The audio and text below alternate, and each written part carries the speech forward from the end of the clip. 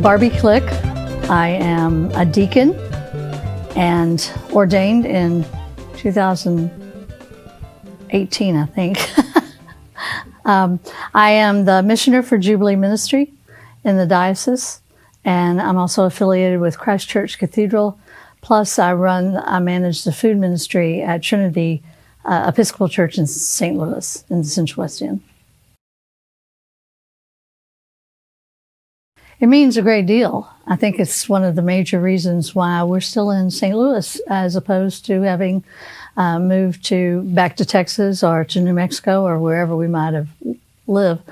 It is a place full of amazing community and caring people, and it's that oneness that we all have, and it is all about love.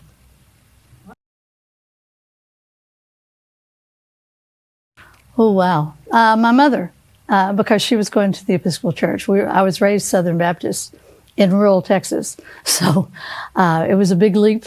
I came into the Episcopal Church in about 1982, I believe. I had been going for a while, but I actually became a member then, along with Debbie, did too.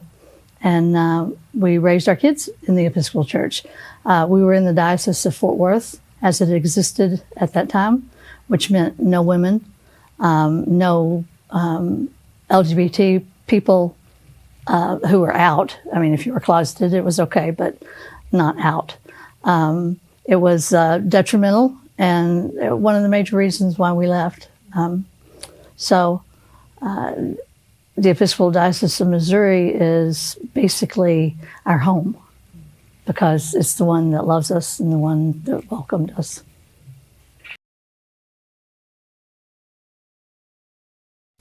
It's the reason why I stayed in the Episcopal Church, because even as we were in a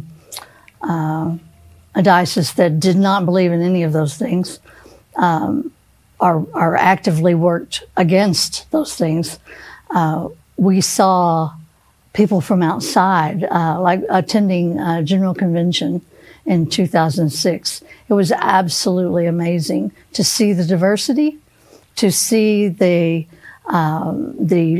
different people, men, women, young, older. It was absolutely amazing to hear the liturgy and the music sung and said and sung in different languages.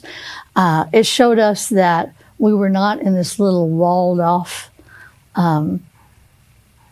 community. There really wasn't a community, more like a gatekeeper type of thing, that we weren't odd and we weren't alone. And so that's what gave us the courage to actually move and to go out and be. So it was important, and that's basically why we're still here.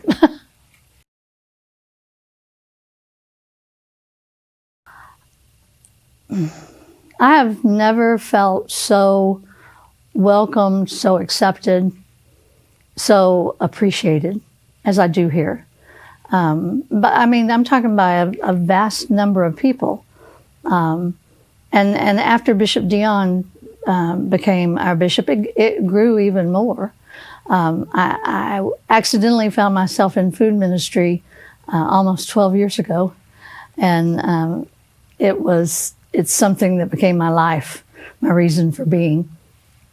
And somewhere along the way, John Stratton, who was rector of Trinity at the time, came down and said, "Barbi, have you ever thought about being a deacon?" And I said, "John, you know good and well that I have not." And he said, "Well, I would just like for you to go home and talk with Debbie, and y'all pray about it and think about it." And that sort of set the ball in motion for me to be ordained. And actually, that was before Bishop Dion, but it set the road, it set me on the path towards ordainment. And so then when Bishop Dion came, everything was just accentuated. And I don't know, big. Faith is the thing that brought us here. Faith is the thing that allowed Debbie to quit her job, which was mid-level manufacturing management, which was a big deal for a woman back in that time period, or any, I guess. But it was the thing that allowed us to sell our house. It was the thing that allowed me to leave all my family. I'm fourth generation on father's side, fifth generation Texan on my mother's side. So leaving was a big deal. And then the part that my mentor, the retired Bishop Sam Halsey, who is now deceased, he was my spiritual director. And Faith led us through that 15-month, year and a half, however long it was, period of time. It took 6 months for me to discern, for us to discern that, yes, I was being called to ordain ministry. And then it took another half a year to more for us to be able to figure out how are we going to leave Texas, which sounds ridiculous. But anyway, Faith led us to do those really big things. We sold everything or gave it away. We packed what we knew we wanted to keep in a 30-foot storage space. And then we packed Tucker, 2 dogs, and what little we wanted into a 25-foot motorhome. And we took out across Texas and started talking about what it meant to be 2 moms and a kid in the Episcopal Church. And so we did that for almost a year. And Faith led us through that entire journey. Faith was everything. And it ended up, Bishop Halsey had said, find 5 bishops who voted for Gene Robinson, who said yes. He said, write them all a letter and find out what their thinking is. Tell them who you are, where you're from, and what you have discerned. And so I did. And so I sent a letter out to numerous bishops, one of them being Robert Moody in Oklahoma, and Bishop Smith here. And those are the 2 that I received the call back from. And Robert Moody, super fabulous man, told me no, but that the reason why is because he was about to be retiring, and that he didn't know who was coming after him, and that this would be one that would have to be walked through. I would need a partner. And so he said no, but then Bishop Smith called, and he said, yes, come, you're welcome here. Spend a year, we'll talk about it. So Faith led us all the way to here. Yeah. It was flying on that, that feather on the breath of God thing. Indeed. Trinity Food Ministry is over 50 years old. We don't have an exact date, but we know, I think 2020, when was COVID? 2020 was actually right at 50 years. So now here we are 5 years later. It is an amazing ministry that was already doing great things before I ever got there. The changes that have been made have come from the ideas of others across the country who are doing whatever they can to help people. We decided we needed an actual meal more than once a week, because we have Sunday hot lunch. And I think that was the original thing they started with. But we added meals, accidentally actually. It was a cold February day, and I used to go buy eggs at Restaurant Depot, so they were in the cases, in the cardboard cases with the cardboard handles. So as I go, that's foreshadowing. So as I was going to lift the box up out of the back of my car, one of the handles broke, and this whole case of eggs fell to the ground. And they're all encased in their own dozen packaging. So everything that was broken, which was about half the case, everything that was broken was still in the case, and where basically the shell just had to be cracked open a little bit more. So I thought, what are we going to do with all these eggs? And so I decided, I'll make scrambled eggs. I don't know if you've ever cooked multiple eggs or not. It takes a long time to make a big pan of scrambled eggs.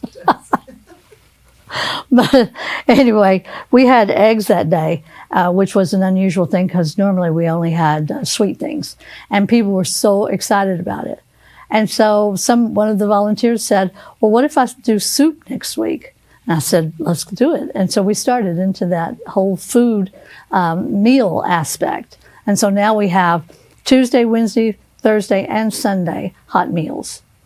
The pantry itself, we had a great number of volunteers that had been there for, I'm talking 30, 40 years. They had been there since some of them the beginning. And it was a really fabulous group of people, but COVID fairly well wiped that out.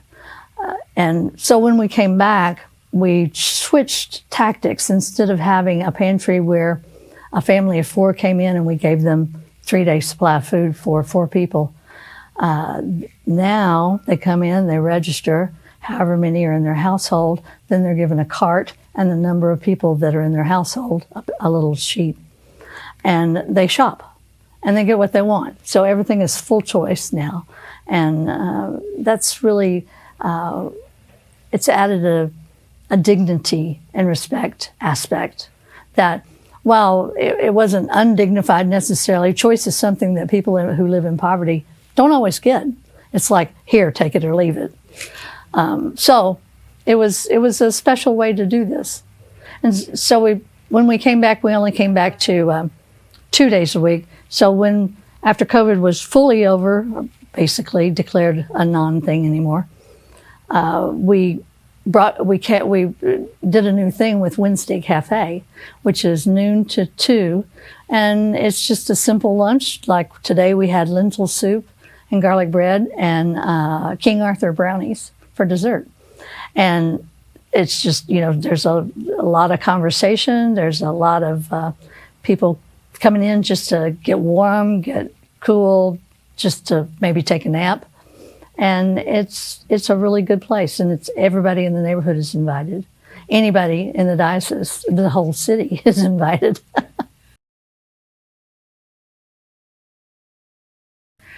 One of the things that I learned in COVID is that nobody needs to see your face. All they need to see are your eyes. And the eyes tell it all. And a person whose eyes are blank or dead or non-communicative, if they see you smile with your eyes at them, they smile back. They can't help it. They may do a double take like, what do you mean? What do you mean by that? But they will notice, and it makes a difference. And so, that being the case, that's how you start a relationship, is by looking at someone. I took a class in my master's, in my graduate classes, and it was on womanist theology. And that, I guess, was the most painful class I've ever been in, because we peeled away layers and layers and layers of self to get down to what the basics are, what we cannot change about ourselves.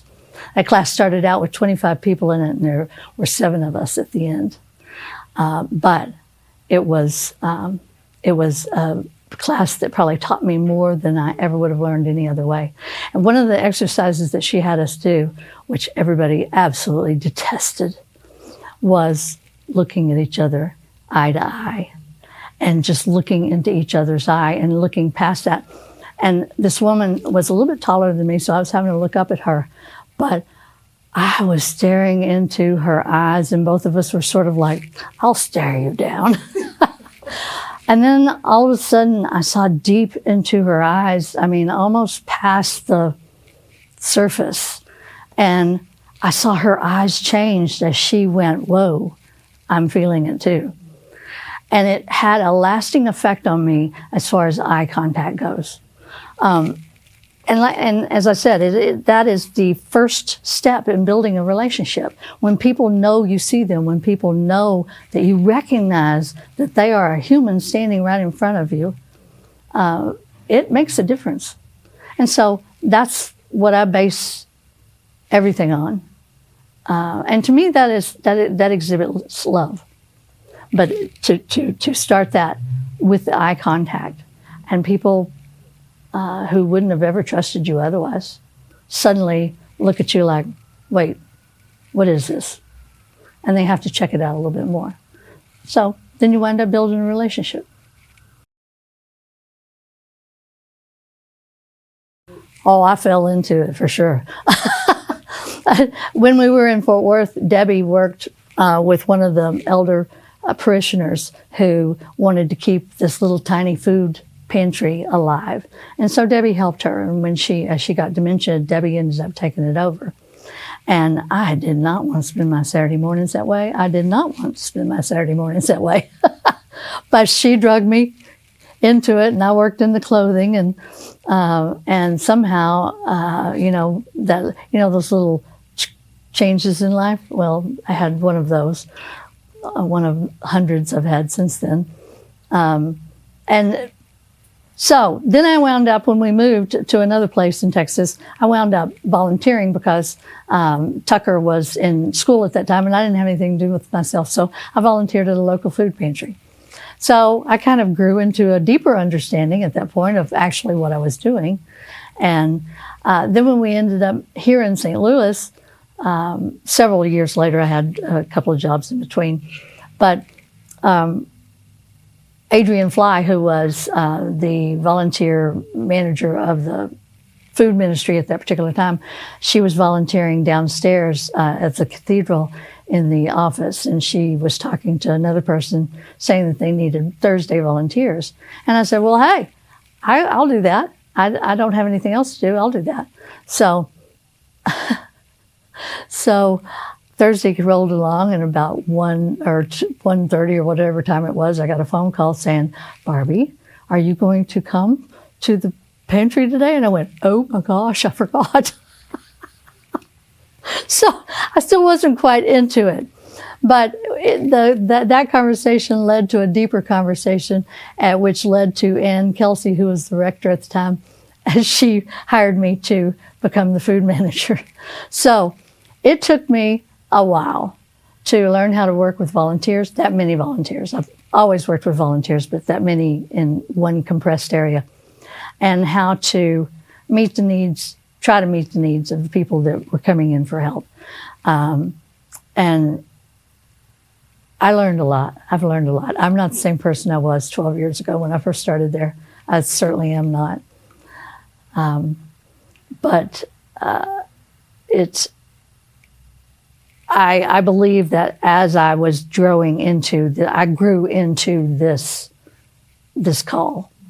It may have been a call that was there long ago. I don't know.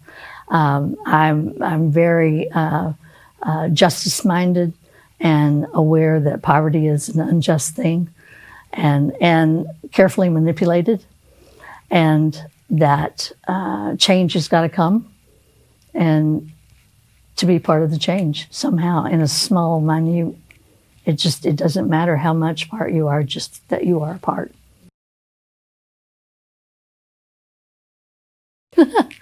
That idea came from our son, who was in Portland, living in Portland at the time. And he called me one day and he was so excited. He said, I got this idea. We need to do this. We need to do a food truck, but we need to do it with not these specialty things and all, but to just plain old, type of food like sandwiches. He said, like grilled peanut butter and jelly sandwiches, or grilled cheese, or, and he had several different ideas. And he said we could go out to wherever we wanted to. And so he set that in motion with that idea. I think he was talking about more for making money, but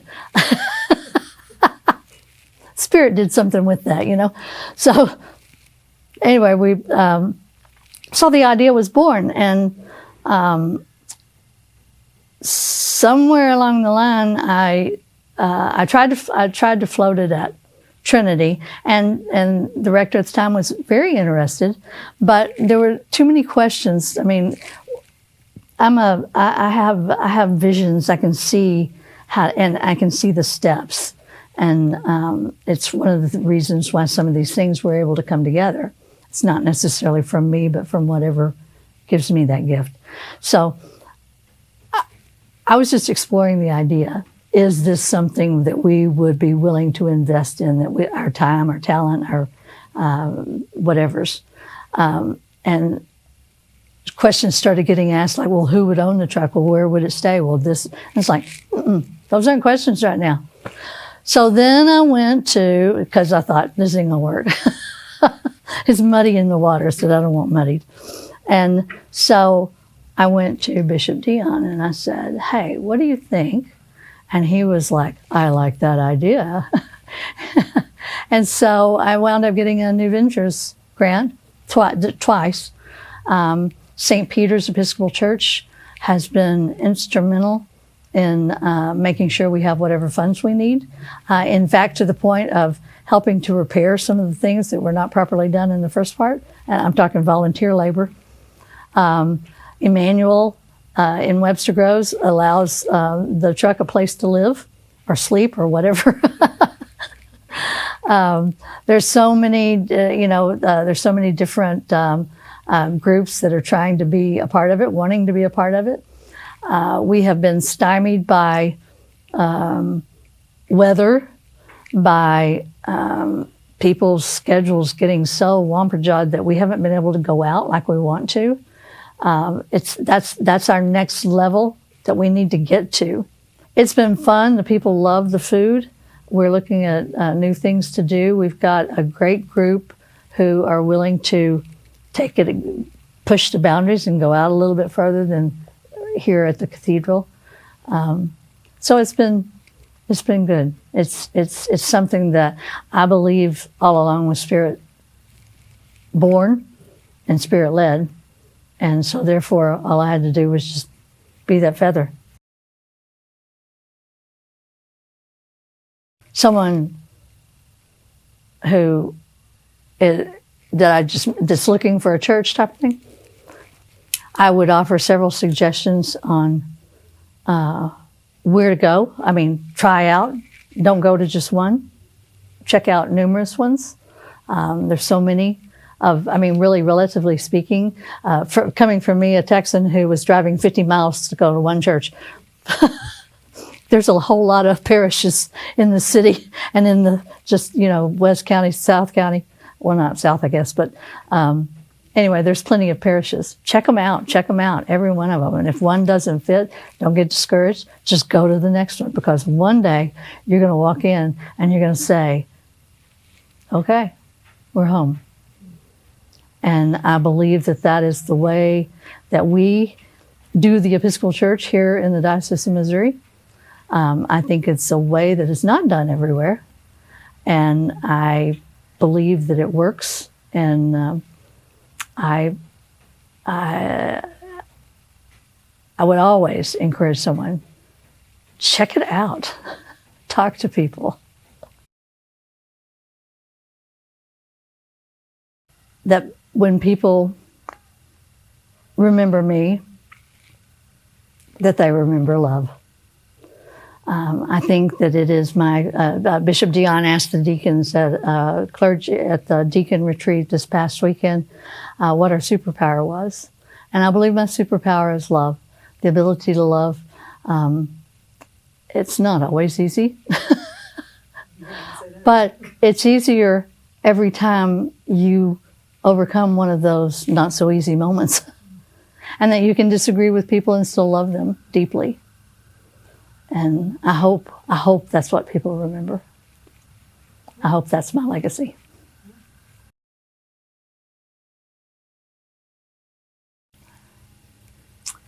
Gosh, that's a big question, because there's a lot of answers.